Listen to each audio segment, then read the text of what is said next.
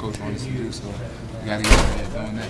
You feel like you guys were able to use this as an opportunity to kind of work on some of the things that have been lagging, maybe getting back on D and transition, things like that? Well, every game, each and every game, we try to get better as a team. And I think the couple of days that we had off, I think we got better running our offense and being aggressive on defense. And it shows today.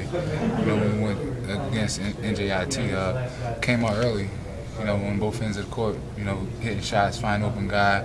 Getting some steals and blocks, and on the defense end, which helped us out a lot throughout the whole game.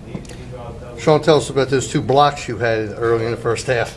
Oh, I've been down. These last couple of games, and my teammates been doing a great job by saying positive things. And I wanted to bring the energy early, and my teammates and I.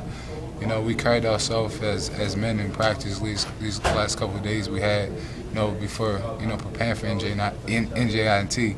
And, I think, it all shows in practice, how important each and every game is, because you get better in practice, and once you get into a game, you get into a type of flow, and things go your way or not. But, I think as far as the defensive end, I think we came out and set the tone early.